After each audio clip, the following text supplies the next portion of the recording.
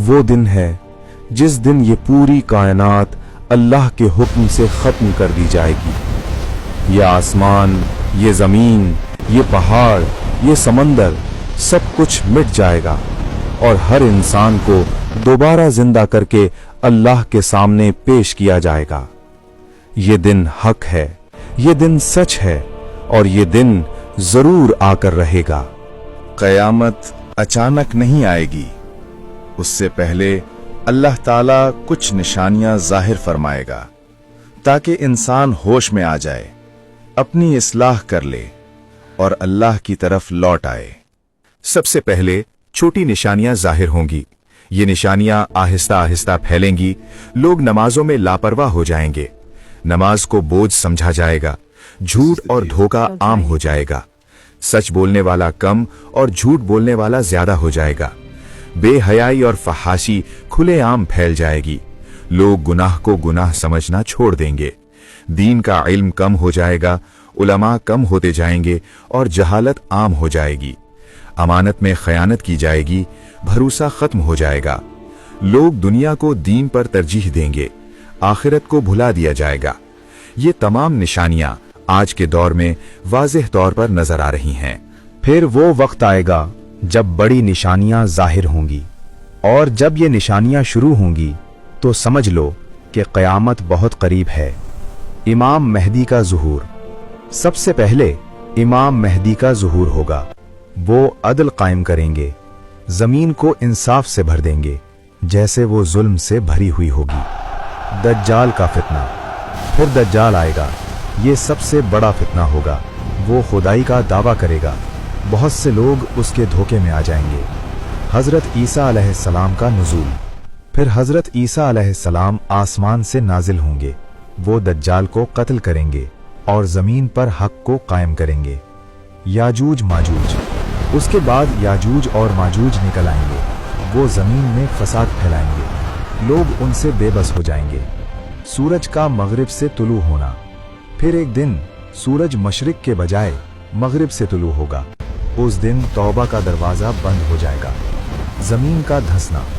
फिर जमीन 3 जगह धंस जाएगी, मशरिक में, मगरिब में और अरब में।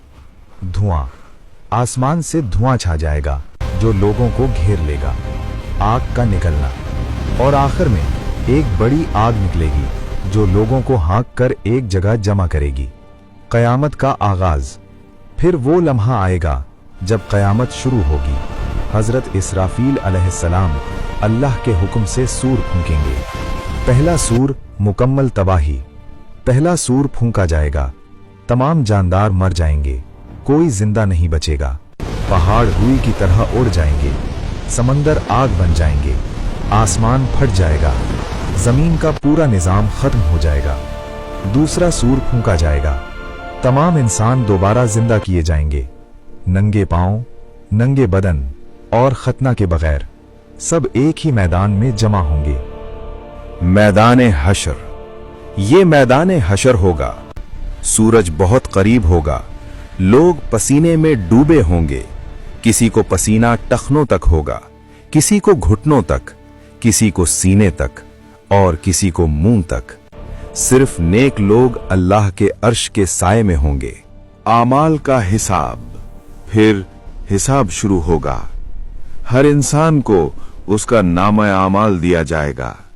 जिसे दाएं हाथ में मिलेगा वो खुश होगा और जिसे बाएं हाथ या पीठ के पीछे मिलेगा वो पछताएगा।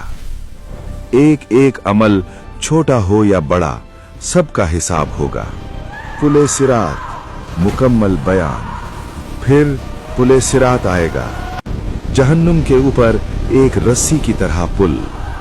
ये पुल बाल से ज्यादा बारीक और तलवार से ज्यादा तेज होगा।